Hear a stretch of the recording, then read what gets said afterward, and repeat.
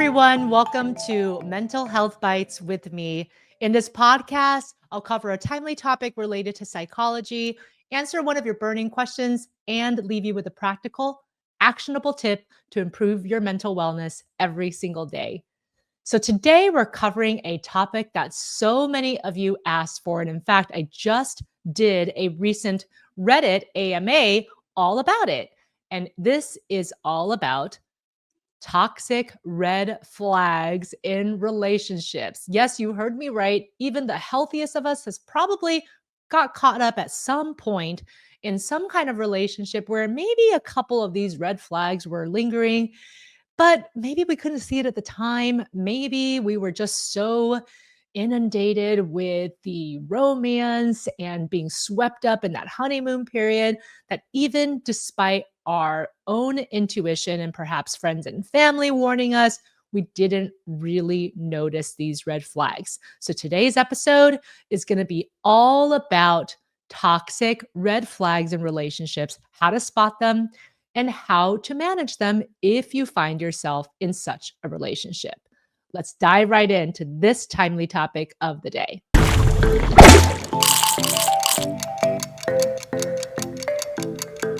Now, we all want connection, but sometimes what feels like love at first can actually be something much more harmful under the surface. Whether you're dating, in a long term partnership, or even navigating friendships or work relationships, knowing these signs can help protect your peace, your self esteem, and your emotional health. Toxic relationships don't always start out that way. In fact, many of them begin with fireworks, intensity, charm, even a sense of destiny or meant to be. But the science and stories show that fast burn relationships can sometimes turn into emotional minefields. Let's take a look at a few public examples. Remember the whirlwind romance between Amber Heard and Johnny Depp? Public displays of affection, grand gestures, followed by disturbing allegations and counter allegations.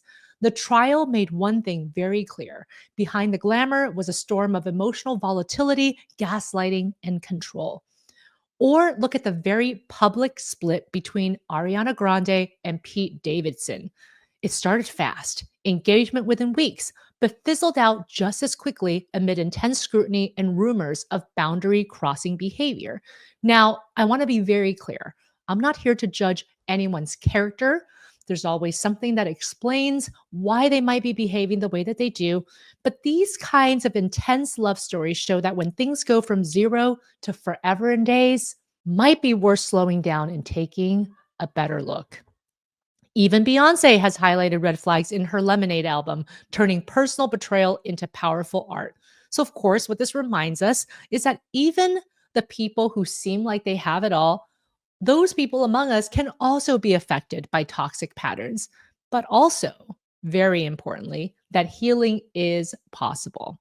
So let's break down the top 10 toxic red flags to look for, whether you're just getting to know someone or already deep in a connection.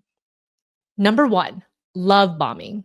It might even feel like a fairy tale at first. Everything is grand, there's lots of romantic gestures, but at the end of the day, if it's coming on too soon, too fast, it's worth slowing down and paying attention. Why is this happening? Why the urgency? And so, really remember to not get swept up because it's so easy to just become enamored with how this person is treating you. But if it's happening too quickly, you might want to ask yourself, why? The goal of love bombing is to hook you emotionally so that you become attached to them very, very quickly, and then they can exert control over you, use you for attention. So, really important to pay attention to this red flag. Number two, gaslighting. When you express some discontent that your feelings are hurt, they're basically invalidating you. They're saying that never happened, or why would you think this way? Essentially, they're blaming you for having the emotions or reaction that you do. So, what does this do?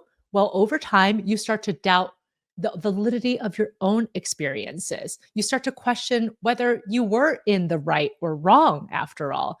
And this is another way that they can mess with your reality. Number three, jealousy disguised as love. They may even act chivalrous. They can say, well, I'm only doing this to protect you, or it's only because I care too much. What does that do? Well, it makes you feel guilty for even questioning them in the first place or disliking the fact that they're acting possessive of you.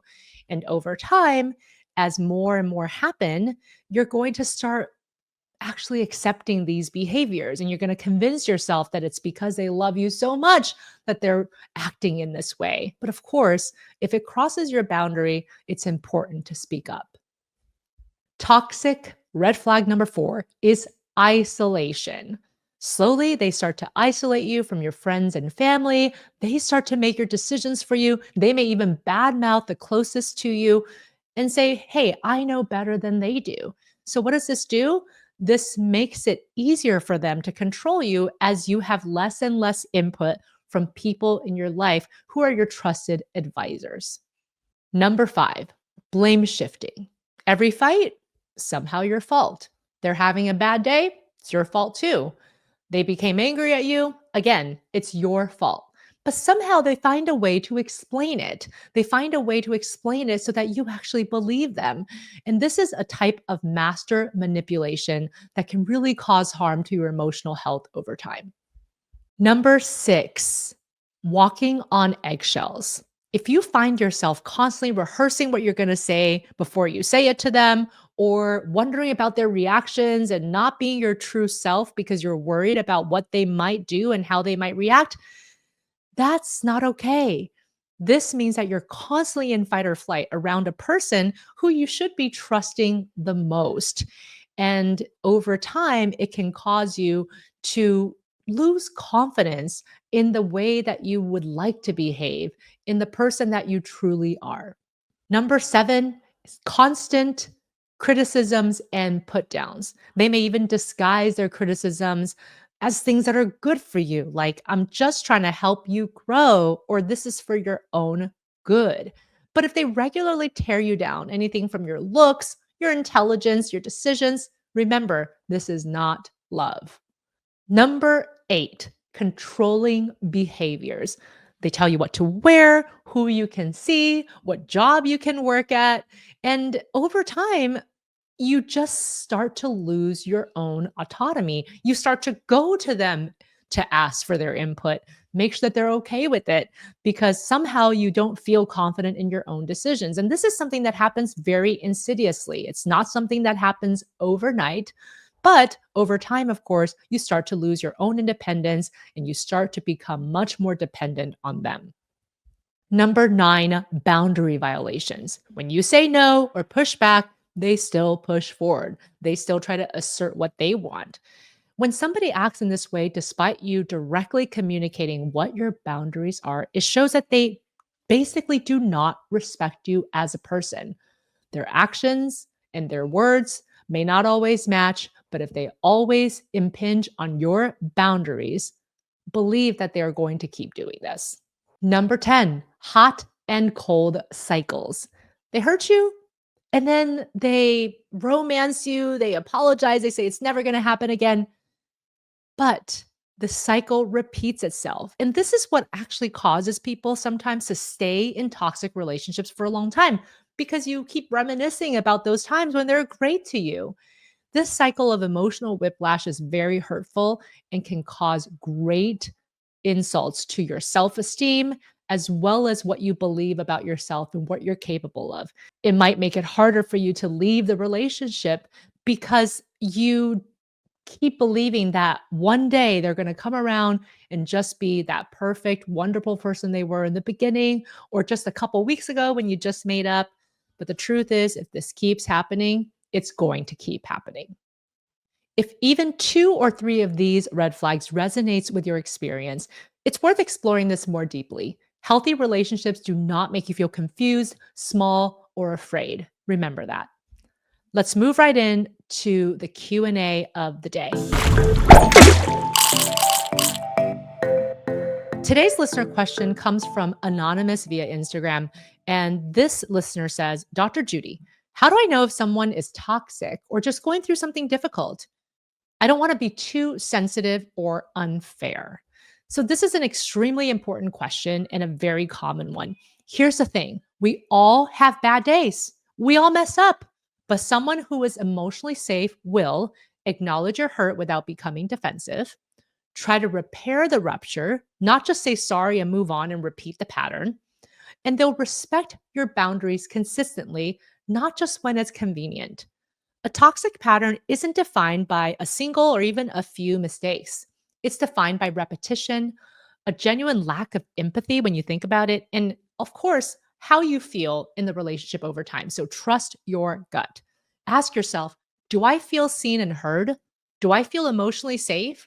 Am I able to express my needs without being punished? If the answer is no more often than yes, then that's your answer. This is not a person who's just going through a tough time and you're not treating them unfairly. This is a person who might actually be enacting toxic red flags in relationship, whether that's conscious or subconscious, but you don't have to stand for it. And it's time to think a little bit about what you really want from the relationship. And you can see if you can try to communicate that and if they'll respect that. But if they don't, it might be time to walk away. Good luck with that. And thank you so much for this important question. Let's move on to the practical takeaway of the day. So, what can you do if you notice red flags in your relationship? Well, here is a practical tip for you. Use the 3 R's: recognize, reflect, and respond. Recognize means naming the red flag when it happens, even if it's just in your head, like that felt like gaslighting. Reflect means asking yourself, is this a one time thing? Is this person open to growth and feedback? How does this pattern make me feel over time? Really get real with your own experiences. They are valid, but sometimes we ignore the red flags. We just kind of go on. We have to stop and we have to think about how this is affecting us and if this is a relationship that we want to try to salvage or if it's time to say goodbye. Third R is respond. You don't have to confront them immediately, but you can start to protect your peace, setting a clearer boundary, limiting your availability, or getting a second opinion from someone that you trust. If you're feeling unsure, journaling red flag moments can also help clarify patterns. And of course, working with a mental health provider can give you a non judgmental space to explore what's really going on. Remember, you deserve relationships that nourish you, not drain you. Thank you so much for tuning in to today's episode of Mental Health Bites. If this episode resonated with you, there's plenty more where that came from. Make sure to hit the subscribe button and click the bell icon so you never miss an update. Give this video a thumbs up if you liked it, and leave a comment below with your thoughts or any questions that you have. Also, feel free to share this video with your friends and family who might find it useful. Stay tuned for more content, and as always, take care of your mental health.